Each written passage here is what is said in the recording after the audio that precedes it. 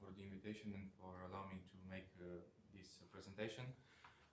So I will talk about some aspects concerning shape optimization, and in particular numerical computations when doing shape optimization.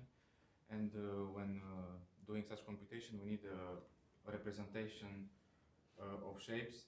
And what I will talk about will be how to use explicit parametric representations, which are adapted to certain situations, to different problems we will look at. First, just a few words about shape optimization problems. So we are looking at optimization problems where the variables are shapes, and the objective is to minimize a certain cost related to the shape, cost which can depend on some geometric quantities like perimeter, volume, or can have a more complex dependence on the shape through a partial differential equation. And when we look at shape optimization problems, we usually ask these questions, which are written here. First, we would like to know if there is a solution, because there are problems for which we can prove there are no solution. Next, we would like to be able to see what is the optimal regularity of the optimizers, since usually when doing existence proof, we enlarge the space to gain compacity, and therefore we would like to recover some regularity properties using eventually some optimality conditions. Next, there are rare cases where explicit shapes arise when we look at the optimizers, since for complicated problems we do not expect to be able to say precisely which are the optimal shape. So next, if we cannot find the shapes, we'd like to have some properties like qualitative properties, and in the end we would like to have numerical algorithms which can approximate the solutions. And this is the part I will concentrate on. And what is the purpose of numerical simulations? We'd like to have an idea on the shape, which is a solution, which can give new directions for the theoretical study, which can suggest some conjectures. And sometimes in industrial application, just having a better shape, a shape which just decreases the cost a bit is enough. So numerical simulations are an important tool when dealing with shape optimization problems. And when doing numerics, first thing is how do we discretize the shapes? Since we perform computations with a computer, we need to have a finite number of parameters. And so there are quite a few methods one can use. One can consider that the shape is a level set of a certain function. One can use a phase field method, which consists of replacing the shape with the density function between 0 and 1. Or one can explicitly parameterize the boundary of the shape. But of course, this last method can imply certain restrictions on the class of the shapes, and that we will see how we can apply this to certain problems where we can show that it is good to look at methods based on explicit parameterization. And the objective will be when choosing the numerical representation is computing the shape, the cost efficiently, handling the eventual constraints we can impose on the shape. Next, we would like to be able to compute a certain gradient, so we could perform an optimization problem. And then in order to avoid eventual local minima, the choice of starting point is also important. Next, the advantages of explicit parametrization is that we have an exact representation of the shape. We can recover geometric elements like the normal, the curvature, whatever we like in a precise way. We can use higher accuracy PDE methods like fundamental solutions, but I will come to that later on. And we can even handle more complex constraints like convexity, diameter constraint, or constant width constraint with the aid of certain particular parameterization. And of course, there is a drawback that when we use an exact parameterization, we limit the class of the shape of admissible shapes. So we can only use it when we have some problems which are well adapted to the explicit parameterization we want to use. So I will look at three problems in this talk. The first is optimization of the Dirichlet-Laplace eigenvalues under perimeter constraint.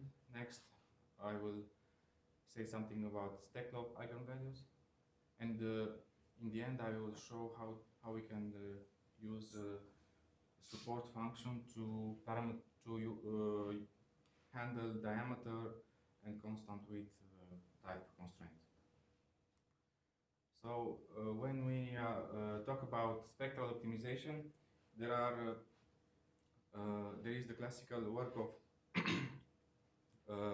Lord Rayleigh, the theory of sound, and it is one of the first spectral optimization problems which was considered.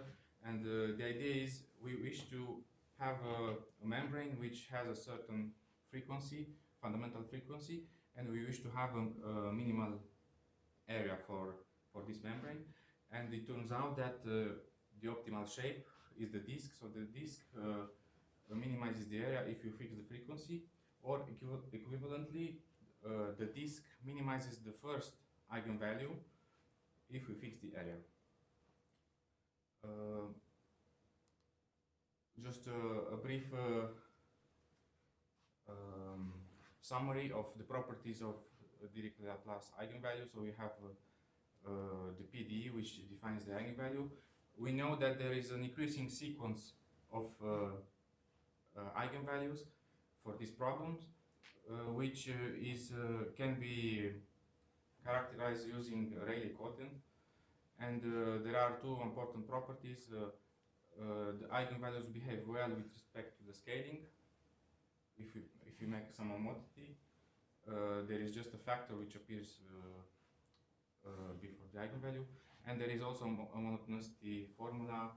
The eigenvalues are decreasing with respect to inclusion. So when doing optimization, we immediately see that we need a constraint, since if we will not impose a constraint, performing homotheties, we can make the eigenvalue as large or as small as we want. And for the natural constraint, like the volume constraint or the perimeter, which I will speak later on, it is natural to minimize the eigenvalues. So here are just brief ideas about the volume constraint. So here, for the first two eigenvalues, there are explicit optimal shape. The first one is minimized by the ball. The second one minimized by two identical balls. And these are results dating back to 1920 and 1950 for the second one. We know that optimal shapes exist, and there are also some numerical works which deal with the approximation of solutions for the minimization of the kth eigenvalue under volume constraint. Now, recently, people were interested on minimizing this eigenvalue with respect to the perimeter constraint. And the first eigenvalue is easy. We can prove that the ball is the minimizer because we have the Faber-Cran inequality, which says that if we fix the volume, then the disk is the optimizer. And we have also the isoperimetric inequality, which says that if we fix the volume, then the disk is also the minimizer. Combining these two, this will give you that the first one is optimized by the volume. Now, for the second eigenvalue in 2D, there was a paper by Bucur-Butazo and Enro, which shows that the optimal shape exists in this case and is regular, is of class C infinity. And this is done using some argument based on an optimality condition which can be written for lambda 2. Next, for the higher eigenvalues, in the general case, it was shown that the optimal shape exists. It has a certain regularity, C1 alpha, and the curvature is non-negative in the distributional sense. Now, why in this case the authors could not prove that the shape is C infinity? That's because we don't know the multiplicity of the eigenvalue at the optimum, and having a multiple eigenvalue means that the eigenvalue is not differentiable, may not be differentiable, so we cannot write a classical optimality condition. So this is what motivated us to investigate numerically to see if it is indeed the case that the optimal eigenvalue is multiple or not, and what can we do about it if we notice that the multiplicity is higher than 1.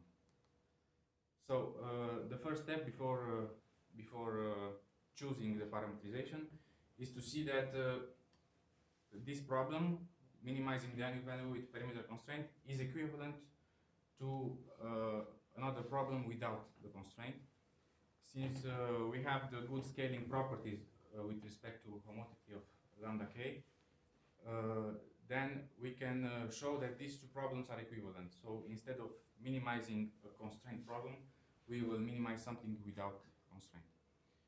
And this shows immediately that the optimal shapes are convex in 2D, because when replacing omega by its convex hull, we will decrease the eigenvalue by monotonicity of the eigenvalues, and we will also decrease the perimeter.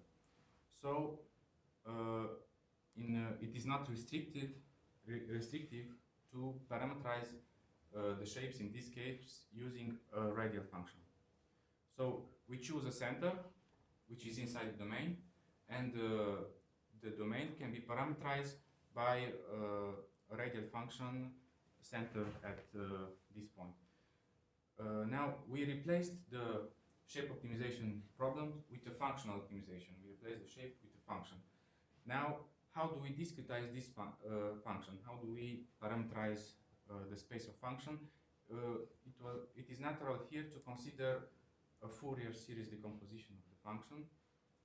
And since the coefficients decay fairly rapidly, we choose to truncate the Fourier series by considering only a finite number of coefficients. There are results which says that if we consider this truncation, then we do not have a too large difference between the corresponding eigenvalues. We have a certain error estimate, and we can also compute the derivative of each eigenvalue with respect to the coefficients of the Fourier series decomposition. In this way, we have omega, our shape, which depends on a finite number of parameters, and we have the derivative with respect to each of these parameters, so we can perform a gradient-based optimization algorithm in order to search for optimal shapes for this problem. In order to avoid local minimum, we choose to start from some random initial point. So we do not start from a fixed initial point. We choose at each optimization some other initial point in order to see if we converge to the same shape, to have a certain degree of confidence in the results that we have.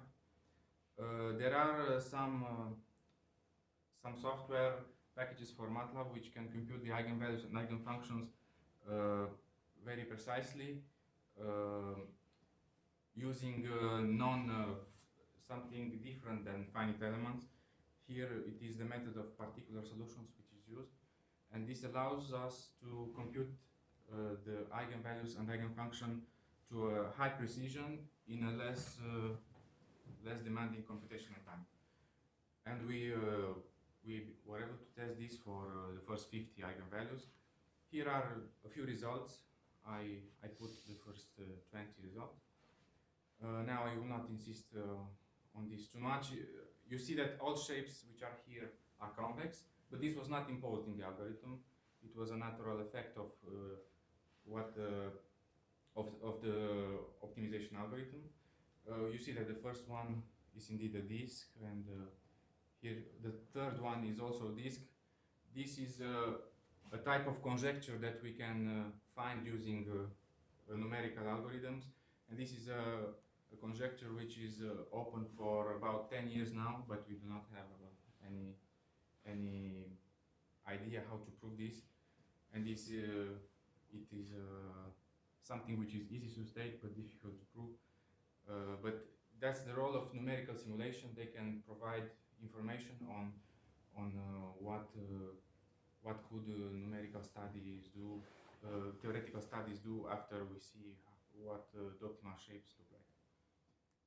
And some observations. So I was talking in the beginning of the multiplicity of the eigenvalue at the optimal shapes, and we noticed that indeed when looking at the eigenvalue of the optimizers, most of them are multiple. That means we cannot hope to be able to apply classical methods like the one used in the article for lambda 2 to be able to improve the regularity results which were proved by Velichkov and De Filippis. They proved that the optimal shape is C1 alpha, and in the case of the multiple eigenvalues, we cannot use the same method to conclude that the shape is indeed C infinity. We were able to compare with other results in the literature, and we found some slightly better results. And even though up until 20 you could have seen that all shapes were symmetric, when looking further on we find some optimal shapes which are not symmetric, so we do not have a conjecture about the symmetry. And now just a brief word, what can we do about trying to prove more regularity for this problem? We have seen that classical optimality conditions do not work because the optimal eigenvalues tend to be multiple, but it is possible to prove a more general optimality condition, which says that the curvature is a convex combination of the normal derivative of functions in the eigenspace associated to lambda k. And using this type of result is indeed possible to prove the C infinity regularity of the shapes. And this was suggested, was motivated by doing the numerical computation. Since we knew that we do not have any hope to use classical things, so we need to find something new. And this was a result of the numerical work. And moreover, since we used precise parametrization, radial parametrization, and precise method, we were able to verify that every shape that we obtain indeed verifies such type of optimality condition, which using some classical methods like finite elements would be hard, since we need to evaluate the curvature and compare it on some quantities depending on the eigenvalues on the boundary. So if we do not use precise methods, we do not have any chance of verifying this numerically. Okay, now I will pass to the second part of my talk, which deals with boundary eigenvalue problems and with a method to compute efficiently solutions of PDEs using fundamental solutions. So when looking at Steklov eigenvalue problems, we have a reversion of roles here. We have the eigenvalue conditions which is put on the boundary, and we have a harmonic function inside the domain. And it is possible to prove that again we have a sequence of eigenvalues. We have good characterizations using a min-max formula, and we have also good behavior with respect to scaling. Now we can also look at optimization problems regarding the Steklov eigenvalues, and there were many works in the literature dealing with this, like works of Hersch, Payne, and Schiffer, where they consider the maximization of the kth eigenvalue or the minimization of the sum of the inverses. And one common point of all the articles we found on this was that the minimizer was always a disk, and the methods used for proving that were just finding a good lower bound or upper bound, which was exactly the value of the functional evaluated on the disk. So all optimization problems related to the Steklov eigenvalues, which we found in the literature, were found by explicitly exhibiting the optimal shape. So one contribution that we have was to prove the existence of solutions in general. First, by imposing some strong geometrical constraint, and then with Dorin Bucur and Alessandro Giacomini, we looked at relaxation problems involving the Steklov eigenvalue, and we were able to prove that in general solutions exist, but they may not be explicit. So we also thought, what can we do to compute numerically approximation of such solution? And in order to compute Steklov eigenvalues, it is possible to use finite elements. For example, using the software FreeFEM, one can build a code which can compute such solution to the PDE which I wrote before. And the idea is that we need to use fairly refined meshes to find good approximations. So what can we do to can we improve the accuracy and also have a more faster method of computation? And the answer is yes. By using the method of fundamental solutions, which can be you can find a nice introduction looking at works of Alves and Antunes. And the idea is we have a PDE and we wish to approximate its solution. So we may wish to solve the PDE analytically inside the domain and impose the boundary condition. So we will, instead of working with finite elements, we will work with for example, for this equation where we look at harmonic functions, we will look at linear combinations of radial harmonic functions with singularities outside the domain, and this will automatically be harmonic inside. So you will have the PDE which is satisfied. What is missing is the boundary condition. And for the boundary condition, we will choose a discretization of the boundary, and we will impose a system of equations which is in fact exactly the boundary condition we wish to have. So we need to arrange the coefficients in the linear combination such that on the boundary we have the desired condition.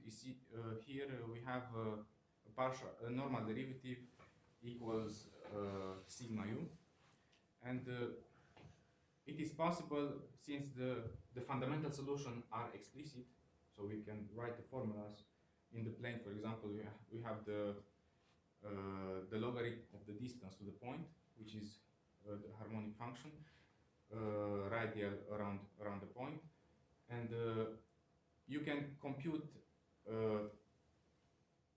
all the coefficients of a system, which will determine the coefficients in the linear decomposition, which approximates our solution, and this reduces to a generalized eigenvalue problem. I will not insist on the details because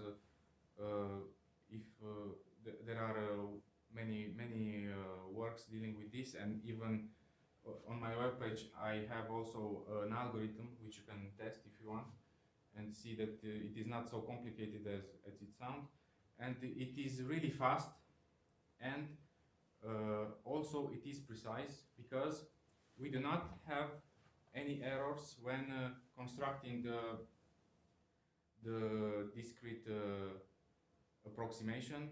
The matrices which are involved in the generalized eigenvalue problem are explicit. So once you have the source points outside the domain and a discretization of the boundary, then you can find the solutions solving just a generalized eigenvalue problem. So another important fact is how do you choose these centers, the centers for the radial basis and the discretization of the boundary, and what works well in the case of the stack of eigenvalues is to choose something which is rather uniform on the boundary of the domain. These are the points where we will impose the boundary condition. Next, we choose the source points for the harmonic function on an exterior extension of our domain. Here they are chosen on normals to the domain at a fixed distance. So here with red you have the source points for the harmonic functions used, and here you have the points where we evaluate the boundary condition. And also this shows the limitations of the method. So if you have cusps or re-entering parts, there you cannot put source points, so you can have some difficulties dealing with this. But in general, for smooth domains, this works very well. And here is just a comparison with the finite element method.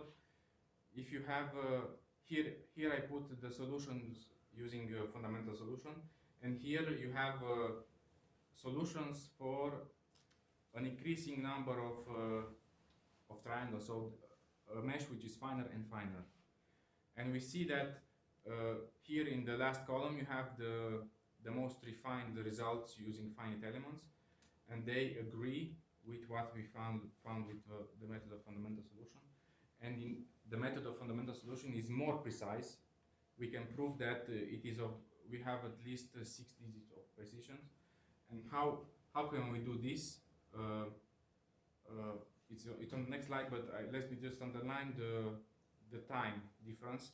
So we have instant computation for the fundamental solutions, and here we have 40 seconds for when we consider a fine mesh. But this what you have here is more precise than what you have here, and that's the power of the method, because we consider something which already solves the PDE analytically inside the domain. And about error bounds, you can prove a result of this type if you have an approximate solution, so something which is harmonic inside and which almost verifies an eigenvalue condition on the boundary, then you can prove that solutions to this problem are close to the solution of the problems where you don't have the error term. And you can prove that the eigenvalues are closed and are closed, and also the eigenfunctions are closed. So you can prove that the results we have are precise. And for doing the optimization, because that was the purpose of this, we also consider a radial parametrization. I will not enter into details why this is not too restrictive in this case, because it's not so obvious. But the idea is that we use the same trick as before. We parameterize the function using a finite number of Fourier coefficients. We also have formulas which are a bit more complicated, which can be found in the literature for computing the gradient of the spectral eigenvalue with respect to each of the Fourier coefficients. So we also have the possibility of doing a gradient-based optimization method, and it works really well, and it is fast because the computation of the cost function is really rapid, as I underlined before, and we are able to recover results which are already proved in the literature, and also test some new conjectures which were suggested or not in the literature. For example, this one was suggested in an article of Erskine and Schiffer, and doing the numerics, we could confirm that it is the case. The disk minimizes this quantity, and there are also other functions we can consider. And if you consider some cases where the disk is not the minimizer, for example, maximizing the Steklov eigenvalues from 2 to 10, you will find this type of shapes, which are really nice, since you see that you have a certain dihedral symmetry, but it's something that theoretically we do not have any idea how we can prove this. You can try to do the same optimization in the class of convex sets. Why do I say this? Because at the moment I performed these computations, we only had the result which says that the optimal shapes exist in the class of convex sets. So we try to see how this works. And the method used here is just a simple one we also always project on the convex hull. So we have a shape, we project on the convex hull, we evolve it again, we project on the convex hull. This is not too rigorous to do numerically, and we will see further on that using support function we can do something better. We can do a more rigorous optimization in the class of convex sets. We can complicate the problem even more, and the algorithm still works. Here, what is new, we consider the Wenzel eigenvalues. So we have the same PDE, but on the boundary we have an additional term, which is Laplace-Beltrami operator. And even if this seems rather complicated, the methods works, and the only difficulty is computing the matrices which are involved in the generalized eigenvalue problem, which are more lengthy to compute by hand, but with the computer, then the problem is of the same complexity. So you can do computation in this case also. I will not present results, but just I say that it's also possible to consider more complicated things. You can also consider some domains which are more complex, in the sense that you do not have only simply connected things. You can have holes, and this Robin type problem, which was related to an optimal insulating problem, is of the following type. We have a harmonic function in the domain omega without something which is inside. We have a source on the boundary of B, and we have a Robin type boundary condition on the boundary of omega. And then we would like to minimize this quantity, which is related to an optimal insulation problem. I cite here 2 papers where this is explained.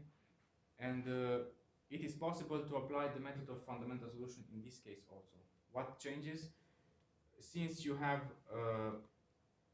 a hole, you will put source points in that hole also. So you don't have source points only in the exterior of the domain, but also in the interior of the hole you put in the domain. And the method works, and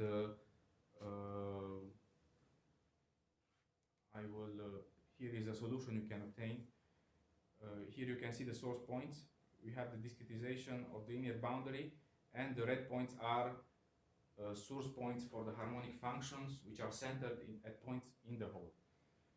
And we just need to solve a coupled system, which can then give us a solution. And here are just 3 examples of optimization cases. What happens if the hole is a disk and the source is uniform? You obtain a disk, which is to be expected. If you put here a general function, then you can see that the optimal shape changes also. And you also can change the source term on the boundary, which will have an effect on the optimal shape that you have in the end. Since this is an optimal insulating problem, you will have more material put there where the source function is more powerful. Okay. And now I will reach the last part of the talk, dealing with support function parametrization. So what is different in this case? Instead of parameterizing using a radial function, we parameterize using a support function, which is the distance from a center inside the domain to the furthest tangent line you can consider. For example, if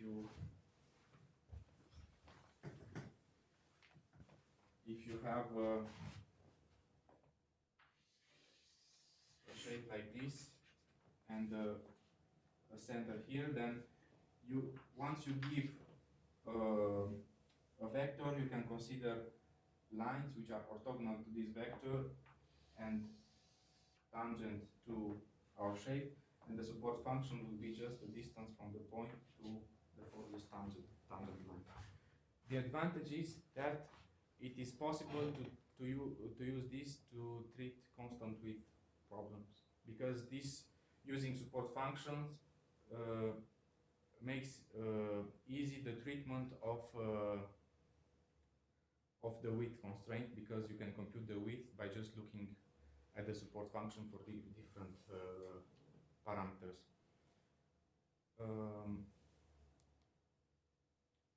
So the idea here will also be to use a Fourier parametrization but now for the support function.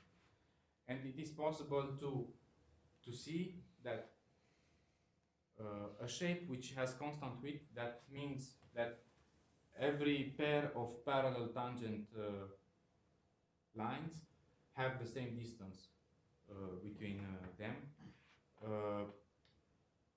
A more complex example than the disk is the Rouleau triangle, which I will present on a slide further on.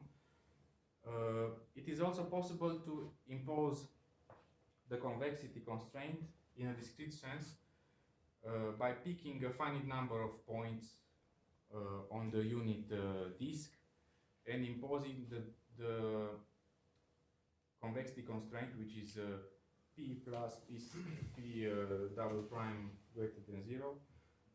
And when transforming this into Fourier coefficients, this becomes linear inequality constraints. And this can be handled in common software optimizers like fmin-con in MATLAB rather easily. What is more difficult in this case is to compute the gradient. If you have a shape optimization problem, usually you have the so-called Hadamard derivative. So when you perturb the boundary of the domain using a vector field, you will find a new boundary, and you wish to find the derivative of your function with respect to this perturbation. And usually you have a formula of this type. You have an integral of the boundary of something times the normal displacement. And doing some computations, in this case, transforming perturbation in the support function into perturbations of the boundary, you can find that when making derivative with respect to the Fourier coefficients in the support function, you find a rather a more complex formula, but not too complicated. What is new is just this term which appears, which was not there when considering radial parametrization, which is exactly the term when we consider the convexity condition. So you have just the support function plus its second derivative, which appears as a supplementary term when considering the derivative with respect to the Fourier coefficients. And now we have a parametrization, we have the derivative, so we can perform the optimizations, the same ideas as before. And here we used fmincon in the optimization toolbox in MATLAB to perform the optimizations, which is a widely available software. And it is rather easy to implement these ideas in order to solve optimization problem on the constant width constraint. A first example, what happens when optimizing eigenvalues, like in the beginning under convexity constraint. So here we just used the convexity constraint stated earlier as linear inequality constraint as additional things which we put in the solver, and we obtained this kind of solutions, which at least this one agrees with previous studies which were computed, but the optimizers for higher eigenvalues were new, since this method is more flexible and allows us to do computations for higher eigenvalue and have a good precision. A problem which you may have is that the support function does not handle segments very well, but here you find something which is close to a segment. In fact, this is the best that the support function can do in this case, since having a segment means a singularity for the support function. Then this was the convexity constraint. Now the constant width constraint is just something which we need to handle on the coefficients. We just need to impose that all the even index coefficients are 0. And we also need to impose the convexity constraint, and then we can perform optimization algorithms in the class of constant width shapes. Here you have the minimization of the area in dimension 2 under constant width constraint, and it is known that it is the Rollo triangle which is optimal. We can also find some other problems which are similar to this. For example, minimizing the area of rotors, which we can prove that we know that rotors exist for every regular polygon with an odd number of sides, and there are results which relate the expression of the support function directly to the coefficients of the support function. So it is possible to find minimal area rotors a rotor is something which, when rotated, will constantly touch all the sides of the triangle. The triangle here, the pentagon or the octagon, and using the algorithm, you can find such solution fairly rapidly, since everything is handled well by the support function. Now, what is new in our work is that we can also do things in 3D. In 3D, when minimizing the volume on the constant width constraint, it's a famous open problem which says that the Meissner body is the optimizer, and this corresponds to a regular tetrahedron where we add rounded pieces of spheres, and we also need to round some edges in order to have the constant width constraint. And this, what we have here is we have obtained the Meissner body performing a direct optimization, which was not done before. There is a paper by Edouard Rodet where he also deals with constant width constraint, but he states that he can only check the local minimality of the Meissner body, that is starting from the Meissner body, and see that it doesn't move when performing the optimization. But here we started from something random in the coefficients of the support function, which in 3D is more complicated. We do not have Fourier series, we have spherical harmonics decomposition, which complicates things a bit, but the algorithms work rather well, mostly when the Hessian is available, and that is the case for the volume, because the volume can be computed using a quadratic expression in terms of coefficients. I will not enter into details. And you can also find the 3D analog of rotors, which exist only in two cases, for the regular tetrahedron and for the regular octahedron. And the restriction is always made on the coefficients. There is a paper by Meissner which says that rotors are characterized by just certain particular coefficients in the spherical harmonic decomposition. And we use just that information and our implementation of the convexity constraint to obtain these two results here, which are candidates to be the minimal volume rotors in tetrahedron and octahedron. You can treat a more complex problem like eigenvalues,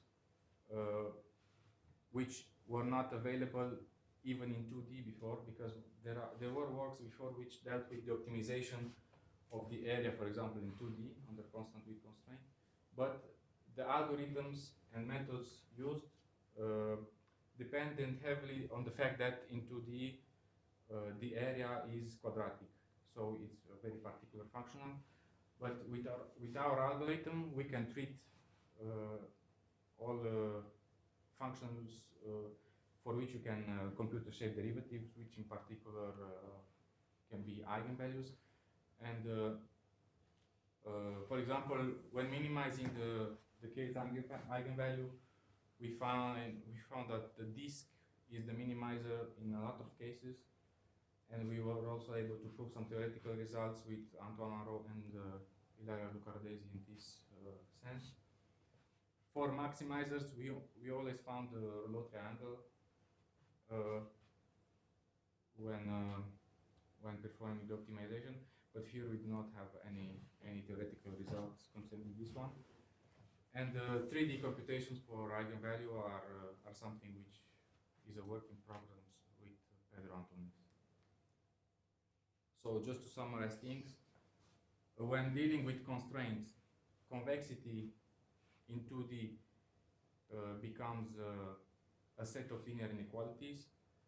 Constant width constraint is just something which we need to impose on the coefficients, and this in a direct way. We can also put all just bounds on the diameter, which I did not treat, which are also linear inequality constraint. In 3D, what changes is that the convexity is quadratic, so it's non-linear, but F min con can handle this also. And when dealing with the functionals, when having area or volume, we have quadratic functionals which are easy to compute, and we also able to use the second order algorithm based on the Hessian to perform the optimization. So in this case, everything works very well.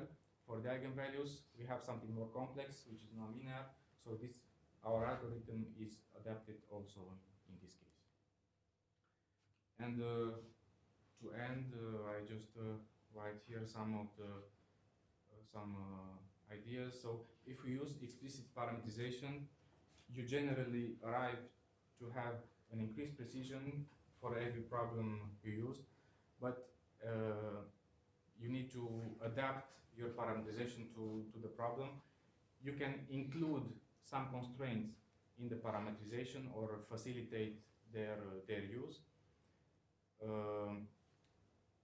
We are able to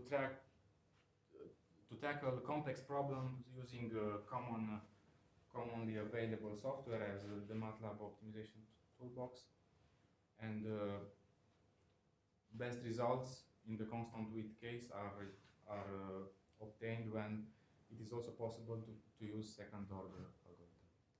And I thank you very much for your attention. Thank you, Beniamin. Are there any comments or questions or any observations? You showed the Meissner body. Yes. But there are two of them. Which one you get? Always the same, or you get both of them? That I did not check, but they have the same volume, so I guess it depends on the initial condition. And numerically, you found yes, both of them? Numerically, yes. You can find them. Just for curiosity, there are methods based on the conformal mappings. I guess I'm not familiar with this one, but I guess we can imagine some methods using this one. Because in water waves, it is not rare things, they're usually based on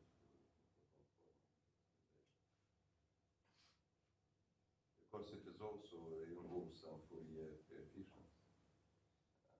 You are using conformal mapping from the disk to some unknown area.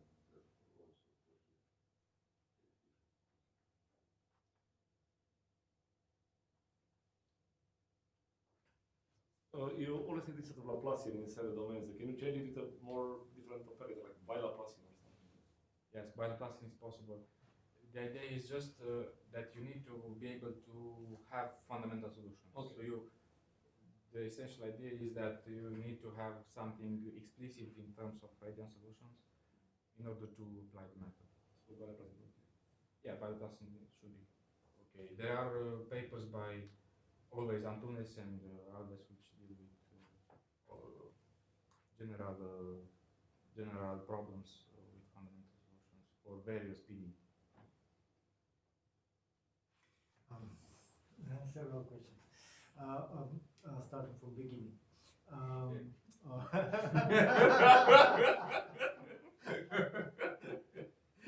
You showed that problem, minimizing lambda 1, Yes. then minimizing lambda 2, right? And there is a shape which minimizes lambda 1, right? So then we can, for this shape, we can find lambda 2, lambda 3, Yes. lambda 100. Then we minimize shape for lambda 2. And then we can find lambda 1, lambda 2, lambda 3, lambda 100. Yes. It's interesting how they placed one with respect to another that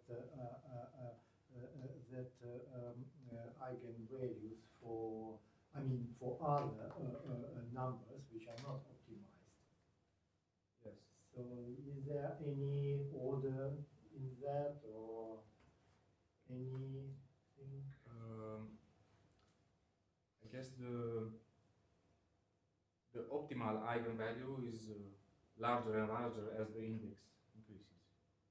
So That is That's the basic thing.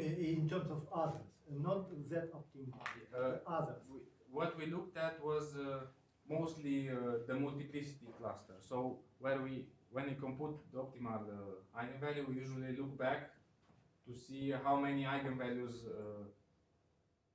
are the same as the one which we optimize. I don't know if that. So you get multiplicity. If you minimize under volume constraint, you get that the optimal value lambda k, let's say, is always multiple. And what you get also is that it is always equal to lambda k minus 1. Is it? But it's a conjecture, it's not proved. And smaller than the next one. So you are at if you are at the optimum, the k eigenvalue is strictly smaller than the next one. Yeah, but it's always. It's a observation. It's not proof. We observe that in numerical combination, but there are some open problems related to this one, to the optimization of eigenvalues. We deal with the multiplicity, and they are still not solved. Okay. Then the as to that method of fundamental solutions. So as you said, it's very good. When it comes to what I know from practice, it's sometimes it doesn't work.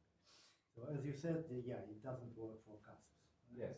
But even for corner points, the problem.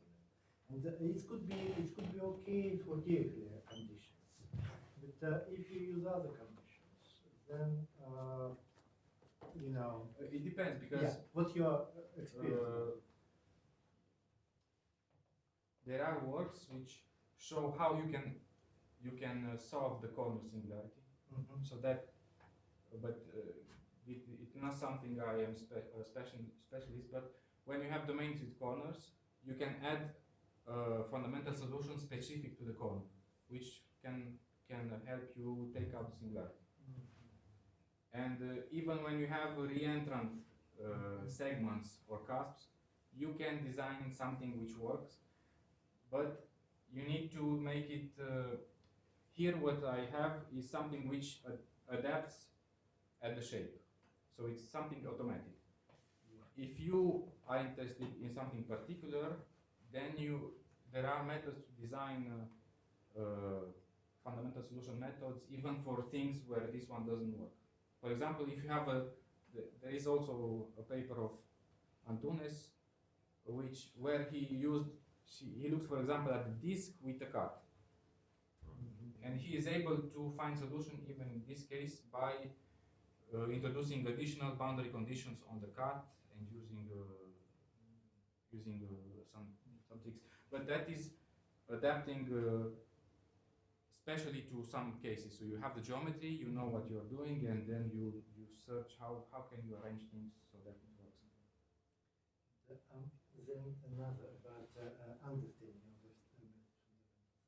So if you place the point on the boundary, then it gives just boundary elements. Right? Yeah. Or boundary equations. Yes, boundary equations. Then and the matrix for that, because they always use discretize it. Right? Yes. Matrix is well behaved. It means it's it's called diagonally dominated matrix for boundary elements. What you are doing when you move the point from the boundary, you kind of make regularization of that problem. So you kind of consider that boundary problem as not good problem, and you are saying, okay, let's add epsilon, a better operator with that epsilon, so we consider not exact problem, but something different. And so in terms of the matrix, your matrix is kind of, I don't know, better or not, but at least you move the diagonal, you make it bound, not yes, in fact it's full, not bound. Yeah. In fact, full. Yeah. So from that point of view, is the advantage of the fundamental solution compared with the boundary elements? Because the boundary elements, they also deal better, I believe, with corner points. Because it's particularly built in that if there are corner points, then you should treat it in that way. But there are no such thing, or, okay. Yes. Yeah. It works well in some cases, but I know in general it depends on cases. Like you say, when you have corners, there are methods which are better adapted. Okay, but yeah. Yeah, I agree with you. Okay. Okay, then the problems. Okay, say Stickler problem. If you combine first and second part, right? Yes. So there is the. But you are saying on the part of the boundary there is the third order condition. Third order or third type with a function and its normal derivative Yes. combined. Yes. Third type. What's the name of this Third problem? type, I think. Type, right? Third type. And then the Dirichlet type, Neumann type, and the Yeah. third type. Yeah. Rubin type. I don't know. There is different things. So okay. Then it has a meaning. That problem, I mean physical meaning. So that is the sloshing in finite region, right? So you have a vessel. Part of it is free surface on which the boundary condition, as you said, Stickler type is the sign, and on another boundary they say normal derivative is zero, right? But that problem, it's a mixed boundary problem. The mixed boundaries.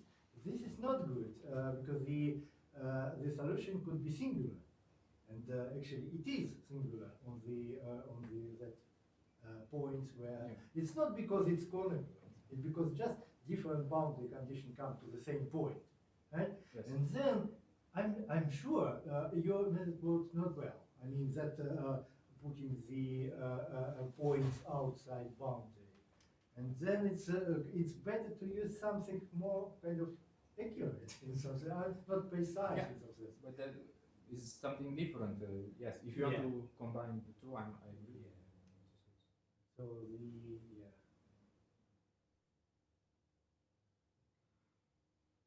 Okay. Any other comments? Oh, also question, it is maybe of practical meaning. There are results which concerns the whole totality of the eigenvalues. I try to explain. For example, let us consider like Stickler problem, yes? On the disk. Yes. Then you have some Fourier coefficient and find some eigenvalues, yes?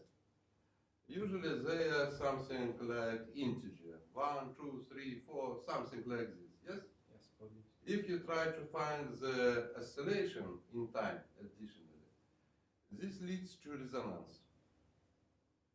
Really, for small divisor problem, which is interesting, the following. I a little bit change domain, yes? Yes. They all totality will be not in resonance. How far they can we control these things? Idea is the following. For example, I take first eigenvalue, then I find small perturbation, like sinus, Yes. and then for this small perturbed domain, I recalculate all eigenvalues, the totality eigenvalues. Yeah. And look, are they in resonance or not? There is some paper devoted which deals with all totality of eigenvalues. For example, I think there is a nice book of Henry who tried to do this many years ago. When dealing with the whole spectrum, numerics cannot really help because you can only compute a finite number of things. If you look at the first 100, 200, then we could compute them and see what happens, but I don't know, looking at the whole spectrum at once, that's a bit more theoretical than numerical, I guess. But for small divisors, usually they deal with infinite number of. But in not finite number of eigenvalues, there is some numerics. In comes there is some numerics. It is very delicate because there is difference between rational numbers and irrational numbers and some approximations. But it is. There is also a problem about the perturbations. Okay, I understand you did that one, but just kind of so it's not a question. It's if we find the first, second eigenvalue, and we minimize the first, okay, just first eigenvalue, then we are concerned about or minimum, but minimize could be complicated. Then we are concerned the domain we calculate is not good. I mean, it's not good to manufacture, for example, and we need to find a closed domain with better smoothness. For that, we perturb the problem. We add the small perturbation, and we need to find what the kind of sensitivity of the eigenvalues to that perturbations. They could be the sensitivity could be big for 1, 2, 3, the lowest, but definitely the others or higher order frequencies, they are very sensitive to even tiny perturbation. But we are concerned with from 1 to 4. And then we are saying, okay, it's allowed to be within, say, that epsilon from lambda 1, lambda 2, lambda 3. But what that epsilon should be for the domain to be I don't know, C2, C4, like that. Okay, so the properly smooth. So that is the we are concerned not with exact minimum. We are concerned with the approximate minimum, but practical minimum. Right. So that is the interesting because there are problems in mechanics. Even you find the exact minimum, it's no meaning in some sense. Yeah. So if you perturb the solution, you find the perturb something. You find the change are kind of small or big, and so you can play with that. And even if change of something is small, so they could be acceptable, right? Even you significantly improve your domain, so now it looks better, or all your domains are distant, right? That's fine. Why not? But if other quantities you are interested, they are within that range which allows for something. So that is the I don't know fuzzy